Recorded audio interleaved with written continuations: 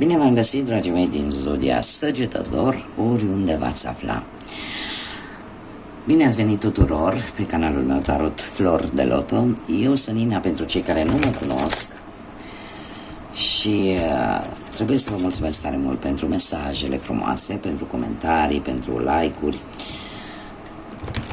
Să le dau bun venit celor care poate s-au abonat în ultima vreme. Așa că, dragilor,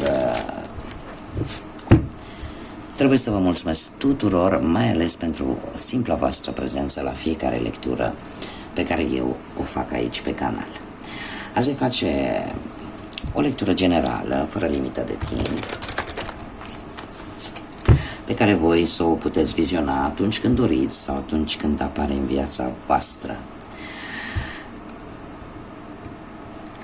Desigur, dacă nu veți rezona, puteți urmări și celelalte zodii care pentru voi pot reprezenta poate ascendentul, luna sau Venus, și de unde voi puteți culege informații importante.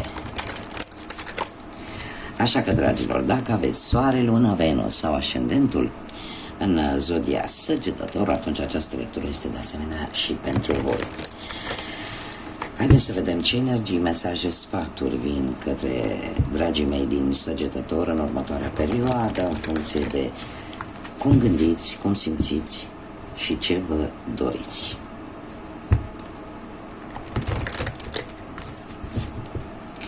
Haideți să vedem.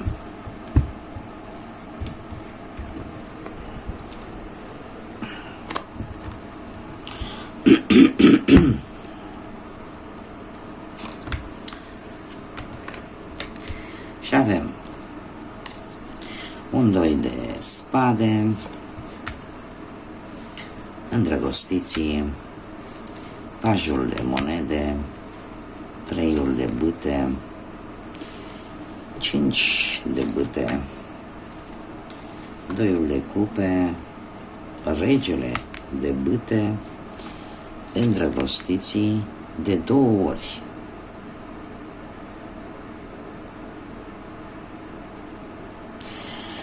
Da, acum mi-am amintit acest pachet de cărți de tarot, dar haideți să termin de pus și vă povestesc. Avem roata norocului și pusnicul. Dragilor, acest pachet de cărți, care se numește Titanic, spiritele care se înalță, are două cărți de îndrăgostiții. Da? Avem varianta cu persoane mai în vârstă și varianta cu persoane mai tinere. Și eu am ales, în momentul în care le-am consacrat, le-am curățat energetic, am ales să le păstrez pe amândouă. De ce? Pentru că singura diferență dintre aceste două cărți, ele reprezintă același lucru, doar că una avem persoane mai în vârstă, trecute de o anumită vârstă, iar în cealaltă avem persoane mai tinere. Și s-a nimerit tocmai la voi să cadă aceste cărți. Eu le las, au căzut cu un scop și le iau ca atare. Bun, într-un trecut nu foarte îndepărtat, dragii mei, ați avut de luat o decizie foarte importantă, o decizie pe care ați luat-o rațional, ați luat-o logic.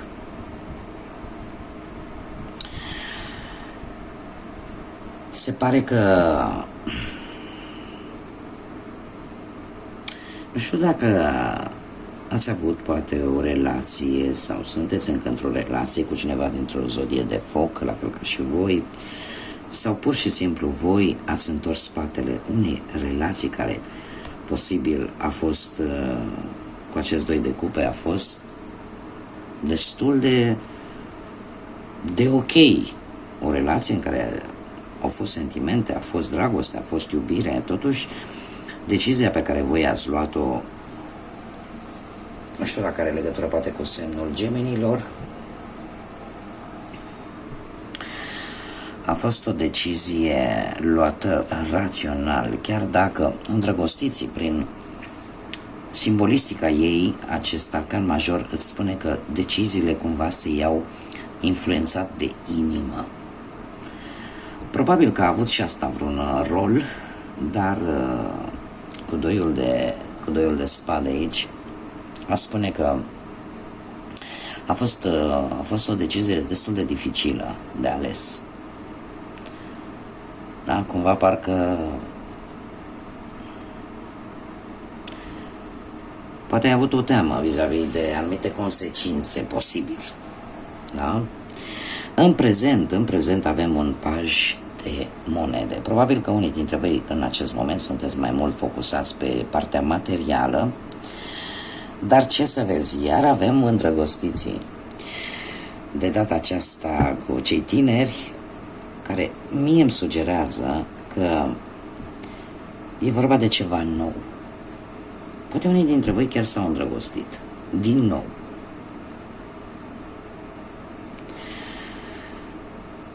Și într-adevăr apare încă o decizie destul de importantă. Ce aș putea eu să vă spun? Că într-un viitor apropiat, nu știu dacă de la distanță vă vin anumite vești care nu o să vă placă poate așa de tare, despre anumite conflicte. Voi veți fi în așteptarea unui răspuns cu acest 3 de bâte. 3-ul de bâte în general ne vorbește despre o situație care este în plină desfășurare. Cumva ori aștept să obții ceva în urma unei călătorii, dar cred că va fi o mică întârziere cu această călătorie pe care voi vreți să o faceți din cauza unor conflicte. Poate să fie conflicte interne, poate să fie conflicte de interese sau poate să fie un conflict provocat de mai multe persoane. Da? Sau de mici neînțelegeri, ca să zic așa. Dar care cumva aș zice eu că nu țin totuși strict de voi, parcă voi n-ați fi implicați într-un mod direct posibil pentru unii dintre voi. Ce vreau să vă mai spun, că avem roata norocului și avem pusnicul, dragilor. Lucrurile se vor schimba. Și se vor schimba, e ceva din trecutul vostru, ceea ce e foarte interesant. Aveți foarte multe arcane majore. Să ignorăm că se repetă îndrăgostiții de 2 ori. Avem totuși roata norocului și pusnicul. Nu știu dacă pentru unii dintre voi Fecioara vă spune ceva, dar eu aș spune, avem marele benefic, îl avem pe Jupiter cu această carte, iar aici avem pe Mercur.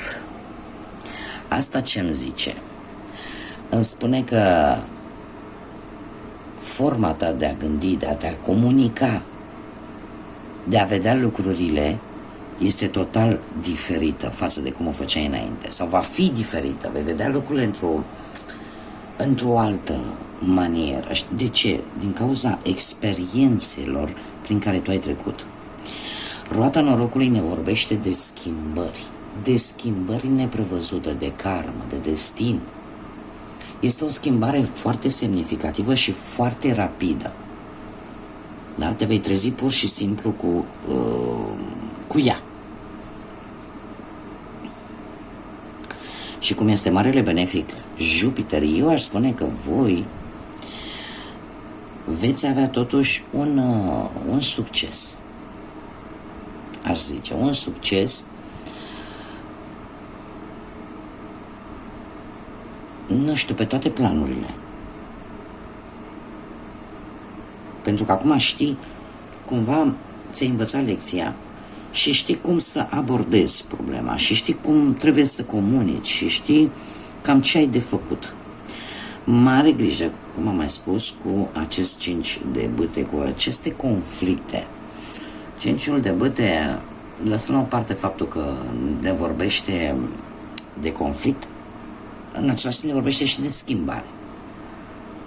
O altă carte care ne vorbește despre schimbare, în care fiecare își urmează interesul, fiecare își vrea să facă pentru el.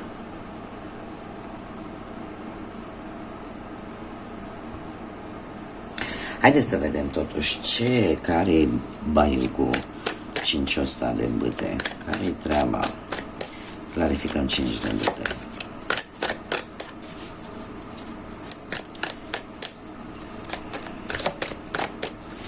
Clarificăm 5.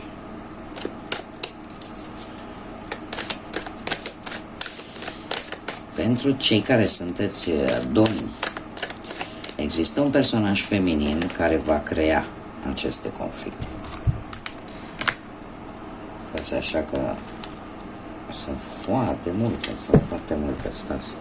Deci există o persoană care vă vrea rău, care pentru domni. Pentru doamne, cumva parcă știți. Sunt foarte multe cărți. De ce nu vreți? Mai dați-mi o carte măcar.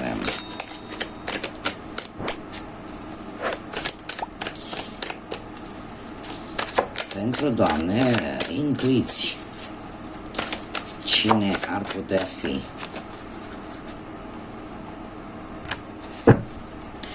Cine ar putea fi cei care caută conflict cu voi? Și mai am aici steaua și trăiul de spade, da? În urma unei dezamăgiri, în urma unei înșelăciuni, unei trădări,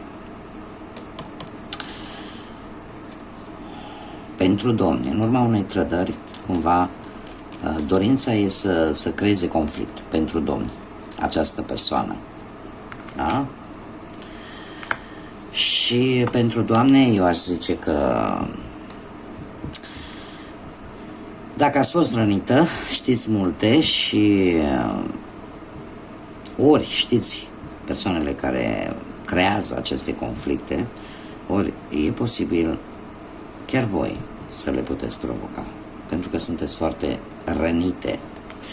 E într-adevăr o lectură, iar cu steaua aș zice că ar trebui să lăsați ca lucrurile să meargă înainte. Să nu încercați să le opriți. Și să nu vă pierdeți speranța că totul va fi bine într-un final. Da? Haideți să vedem ce ne spune și acest frumos oracol. Haideți să vă arăt, să vă clătiți un pic, să vă răcoriți pe căldura asta toridă. Acest oracol, șoaptele oceanului, ce mesaj are pentru dragii mei din Săgetător? Și avem: fii acolo unde simți nevoia că trebuie să fii. Cunoașteți adevăratele simțăminte, adevăratele sentimente, ai încredere în univers că îți va rezolva problema actuală și va găsi cea mai bună soluție pentru toți cei implicați. Și avem numărul 26, un număr care poate reprezenta pentru voi data voastră de naștere sau o dată de 26, nu contează luna, sau prin reducere ne dă un ochi care ne vorbește despre karmă și despre destin, același lucru despre care ne vorbește și roata norocului. Cumva e un îndemn de a lăsa ca lucrurile să decurgă de la sine, pentru că nu poți semăna porumb și să culegi grâu. Cumva ce se va semăna, aia se va culege. Și să lăsați cumva, chiar dacă poate vor apărea discuții, să nu vă implicați în ele și să lăsați ca divinitatea, universul să găsească cea mai bună soluție. Haideți să mai luăm niște mesaje pentru voi, dragilor.